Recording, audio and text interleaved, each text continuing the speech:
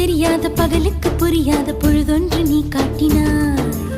இதயத்தில் நீ இருப்பதனால் நான் தூங்கும் நேரத்தில் என்னுள்ளே தூங்காமல் நெஞ்சுக்குள் வாயாடினாய்.